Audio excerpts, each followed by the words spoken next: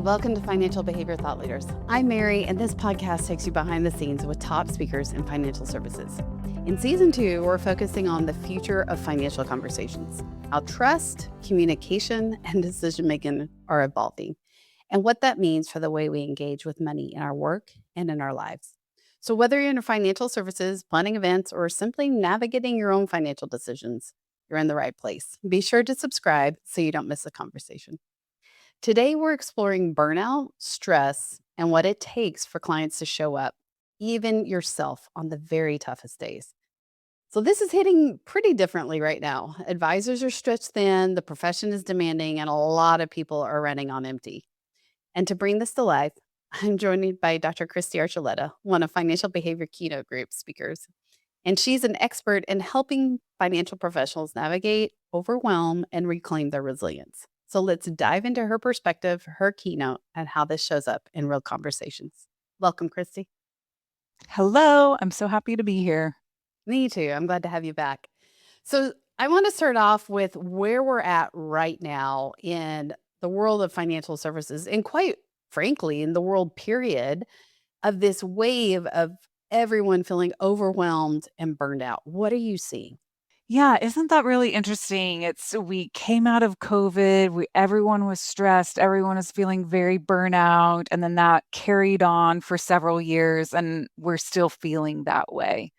I think one of the things that's important to point out is that Kitces did a study recently about well-being, advisor well-being, and showing that actually well-being is actually improving among advisors. If you're a younger, newer advisor, you're probably feeling more unwell is what how they termed it. But I think that that's promising in terms of maybe we're kind of getting over that hump from where we were post-COVID, kind of finding our new way. However, the landscape of financial services is really changing. And so with AI coming on board and really this shift toward more comprehensive, more holistic financial planning is really having to shift how people, how advisors work and how they show up with their clients. Yeah, and I think we've had a lot of conversations on this podcast, in fact, of how AI is changing that landscape and giving you more time and less. So I want you to really hone in on one, what is burnout and what are the steps you need to take to avoid getting there, regardless of whether the technology is? Yeah. So burnout is really kind of, it might simply put it, that it's stress over time. It's really actually defined as work stress over time that is actually managed. It's not managed well. And that leads to burnout, this feeling of kind of hopeless, just lethargic, just tired. Like you feel like I have this picture in my head, and I actually have this in my presentation too, of this lady who's like has her head laying on a desk with her head buried into her arm. And I think that's a really great depiction of what burnout looks like. It also comes with cynicism and Mm. just a lot of negative self-talk that actually then gets sometimes inadvertently spewed out to other people as well. So, not that we're ill meaning when we're talking to others, but that cynicism, that just distress that we're feeling is so profound that it really shows up in how we think, how we feel, how we act, which translates into even how we talk to someone else. Okay, so I love this. We're taking the definition here, and we've all felt this way before. So think back on a time you have. And I want you to answer this next one in who cares? Like, why does that is my personal side. Maybe I'm struggling in my marriage. Maybe I'm struggling with a kid. Maybe I'm just struggling with me. But it doesn't mean I'm servicing my clients any different. Like, Christy, why does this matter if you're feeling burned out in a personal situation? Why does it matter in a professional setting? Well, I want us all to think about when you have felt like just so overwhelmed that you're feeling exhausted, so exhausted that you're like, I do not know how I'm going to do today. Like, my coffee isn't working, my Red Bull isn't working, all of the things, my sugar high is not working. It's just not cutting it. I'm still showing up exhausted. I'm cynical about everything. Everything is negative. Even something that might have happened, like, oh, well, there's going to be some sort of end result that's going to be negative. And then just feeling really ineffective. Like, it doesn't matter what I do, it's not going to be good enough or it's not going to change anything. So why should I do it? And so I love this question about who cares.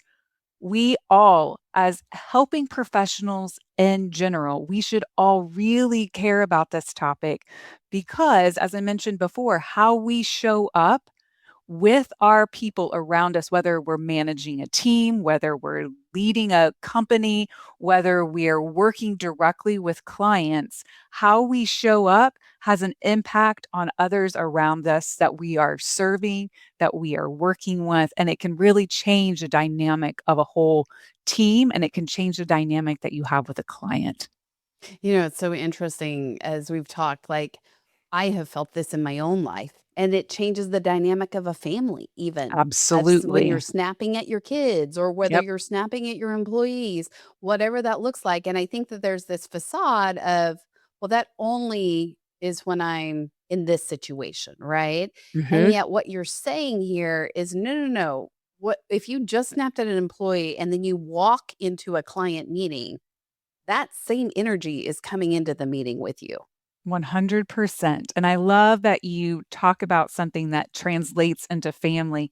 Sometimes we're really good about putting on that facade at work. And so we do a little bit better at work. But when we get home, that facade comes down, the barriers come down, and because we can relax with our family. And sometimes we treat the people closest to us the worst because they're still going to show up for us. Right. Wait, are we But that talking about teenagers right now? Or I'm talking about everybody. if anybody can relate, you're probably raising a teenager in this very Right, moment. exactly, exactly. I think teenagers are really easy to snap at. I've got, like, 3 of them in my house, so and you're just So like, true. "Oh gosh, come on." Yeah.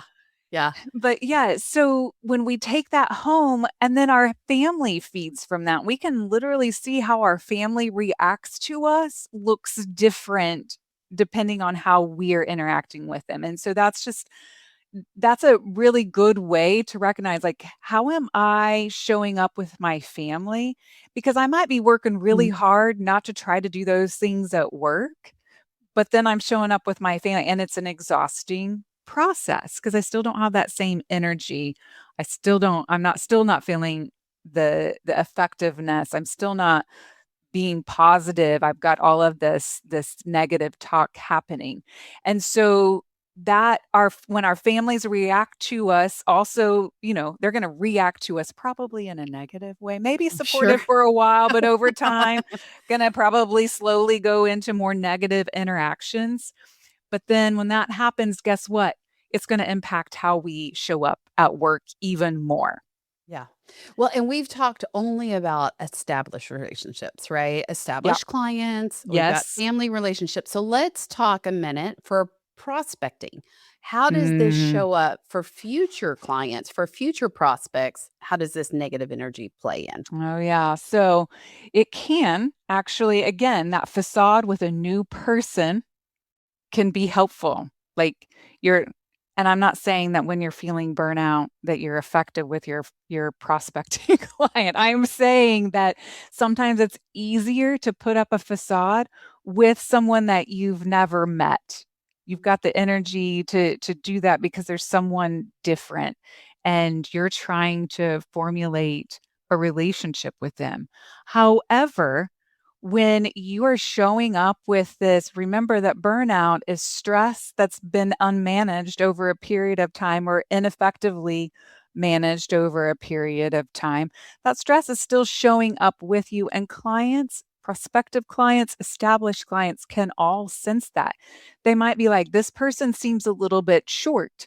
This person doesn't seem like they're willing to actually listen to me, because you probably have less patience when you're feeling burnout. Yeah. Um, Mm. and so you're not able to sit in that moment. And we're in a landscape where listening is becoming more and more and more important. Our clients expect that from us. And so when we have a prospective client who's coming in and basically they're doing an interview with you, and they don't feel heard, they don't feel like the pacing is good, and they're not gonna be like, "Oh, yeah, the pacing of this session was really terrible. I'm not gonna go with this client." What they're gonna pick up is something is not right, and I don't jive well with this planner And or I'm this moving on. advisor, and I'm moving on Yep. to someone different who can actually understand me and who's willing to take the time to listen to what my to who I am and what my goals really are. Well, and I think you just said something profound there of listening in the past was kind of an add-on that we would throw in there. Yes. Of course, I listen to my clients, like, Right. but I do this beautiful plan for them and I give them all this great detail. And Mhm. that's what they're paying for is my advice. I would argue in the day and age that we live in right now, with that transition, that switch, listening is what they are paying you for. That is the Absolutely. service. That is the price point at this point. And by the way, this kind of even leads into those old established relationships. Guess what? If they don't feel, you may have had a client for a decade, but if they don't feel heard, it doesn't take long to switch out and have that Mhm. change happen rather rapidly. So it's a constant evolution of not just hearing the new ones, but also hearing those established clients and really listening to them deeply. Yeah, and I wanna add, because that's so important, but I want us to also think about how well we have to show up and how that actually contributes to the burnout itself. Yep. Because listening in and of itself, like, "Oh, yeah, I listen, I can understand, I can paraphrase, I can, understand what they're saying, I can really relate well to people." If you're listening at a level that is deep, you're going to feel an emotional overload at times. Mhm. You're going to feel a cognitive overload at times. And it's learning how to actually process that emotion, those cognitions, or how we're thinking about someone in an effective way that's going to be helpful in terms of managing and actually reducing the likelihood of burnout, because this is really deep work. And I think as advisors have to listen at a deeper level to get clients to not only join us to become a client, but to stay a client. It's your superpower tool. It's your superpower. There we go. There's your takeaway. I want to build on this because you've got a keynote that's entitled Overwhelmed and Burned Out, working with clients even when you don't feel like it. And I feel like this has been one of those popular topics that has been asked and requested. So tell us more about what this keynote addresses and what's that core message that you're bringing to audiences. Yeah. I always think about, like, my intention was never to have a keynote about burnout. So it's kind of funny to me, but it's such an important topic, like you mentioned, Mm. because we can all relate to it at some level. And really, if we are very stressed, we need to be watching for that because it could lead to burnout. And I think it really resonated for me because I have felt deep burnout to the point where I was like, I had a friend, I wasn't going to go join a convent, but they were telling me about a convent where you could like go for the weekend and like you would be in silence and they'd serve you wine and cheese. And I was like, this sounds like a dream come true. And I was Turn my looking brain for off. all my ways out of this situation. And so there's this ongoing level of stress that if you do not deal with it, then it's going to lead to a level of burnout where you are looking for your ways out rather than how can I change something within myself as a way to change the direction of the burnout or to manage my stress better.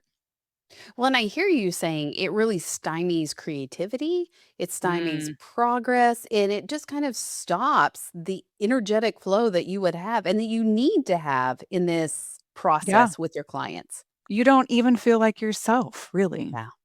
Yeah. Yeah. And you're searching for how do I find who I am and what brought me into this and why I'm doing this in the first place. Yeah.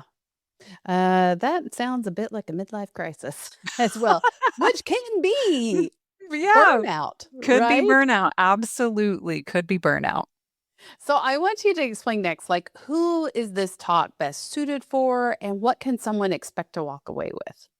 Yeah, this talk is actually suited for any helping professional. It's really designed for financial advisors, but it is really for any helping professional who is working with either a group of people, whether you're leading a team, whether you're managing an organization that has people in it, Mhm. um, whether you're working directly with clients. If you're working with people, this is designed for that group. And what can they walk away with at the end? What is the tangible takeaway for them? Well, you might actually be surprised because we're going to talk a lot about some what seems like very simple things to do, which is you need to be getting plenty of sleep, you need to be eating well, and you need to be exercising regularly. Now, Christy, did you just went into doctor mode? I Because that sounds a lot like what my did. doctor tells me. I did. I should know I have no medical degree, and you do not want me even anywhere near you if fluids are involved. So, I'll be running the other way. But when we look at the research in terms of looking at longevity issues, when we look at just stress management, it's like, think about building a house. You have a foundation and you have to have a solid foundation. And I know this. My husband and I bought this house a long, long time ago, not the house we live in now, but our first house was built in, I believe, like 1900. So this was like a 100-year-old house when we bought it.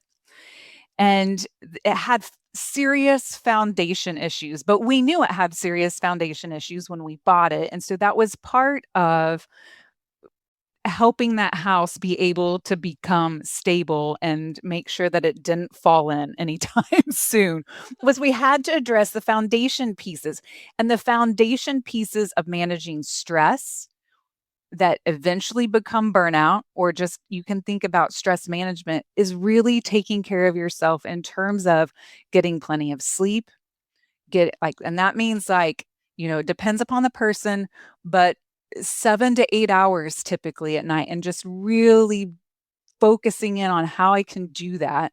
And then eating well, making sure, fruits and veggies. I sound like a mom here. Make sure you eat your fruits and veggies and your proteins and all that. And then exercising, like getting out and walking every day for 20 to 30 minutes at the very, minimum. Those are the things that are going to help us the most. And there's been a lot of research lately on sleep that I think are so hugely important. And I think that's something that's really resonated with me in my own life is how do I get more sleep? How do I get better quality sleep so that I do feel refreshed the next day and ready to take on the day and it makes a incredible difference in terms of how I'm able to show up, how I interact with people, and how I'm able to deal with stress and, conflictual issues that might come up during the day. Absolutely. And my Well, attitude. oh, that thing. Oh, that Going back thing. to the teenagers. Well, and I think we ought to take it and say those are three very practical things that all of us have heard about at one point or one time. Help me make this a little more real. How does this look in a Tuesday morning meeting conversation with a client? What shifts? Do you mean how does it shift when I show up differently Yes. or yes, because I'm gonna go back to something you said earlier, that creativity is back on. Yeah. That ability to be patient turns back on. That ability to be able to listen to that client turns back on. You have more space in your brain to be able to sit with a client. I had a mentor, supervisor that used to tell me, you can sit with a client. You know, if there's a difficult situation or you're this there with the client. And what she meant by that was that you sit in their emotion. A lot Mm. of times clients, this you can think about a prospective client or even established client. A lot of times if they're calling us or if they're, raised the meeting, um, called to get a meeting set up with you, or they're a prospective client and they've decided to seek your service, there's some sort of trigger that has triggered that call to you to get that meeting set up. And so it might come with a lot of emotion attached with it. And you can sit in that emotion with the client because you have the space in your brain and in your body to do that. Yeah. Yeah, it gives you the opportunity to open up and Yep. hear And kind of that here. deeper listening that you were Yep. talking about before. So, Kristy, give us some more insights that you offer inside this keynote. A couple of things that I think are super important that we address in this keynote is how to set boundaries. Boundaries are hugely important to so many aspects of everything that we do as helping professionals and as people who are parts of families and parts of work teams. Boundaries are huge. And part of that is changing our own behavior and our habits that we have and being able to shift those even slightly can make a huge difference in how we show up with others. If you want to bring Kristy's keynote to your team or your audience, visit financialbehaviorkeynote.com/Kristy Archuleta to book her for your next client event or retreat. So, as we wrap up, there's one thing, if there was just one thing you could leave with our audience, something they should carry into their next financial conversation, what would it be? Ooh, what a great question. I And I'm may have not going taken to this from you, by the way. Just one thing just sounds like Kristy. one thing. So we had talked a lot about how we can show up better. So I'm going to lead with that Mm, because that's where it really starts. And so what I'm going to ask everyone to do is the one thing that you can do today is how can you get to bed a little bit earlier so that mm. you can wake up more refreshed tomorrow and manage that conversation differently. And that could look like 5 minutes earlier, not Yeah, an entire 2 hours 5 exactly. earlier, but it's kind of those incremental steps Yep, to putting in absolutely. progress what it is. Yep. How can you get to bed any earlier? This is great. In fact, I should heed this advice tonight. 5 minutes early. Everyone heard it here. 5 minutes earlier to bed tonight for me. That will help with my overwhelm and burnout. And if there's one idea that I think you can resonate with, it's how does the energy that you're bringing into the room, how do you show up differently when you don't feel overwhelmed, when you don't feel stressed, when you don't feel burnout? You're able to listen differently. And I love Chrissy's perspective on overwhelmed and burnout and yet bringing resilience to your team. If you want to know more, connect with us at financialbehaviorkeynote.com/contact. And if this episode landed with you, subscribe and share it. That's how we move the needle on how people think and talk about money. Thanks for joining us on Financial Behavior Thought Leaders. We'll see you next time.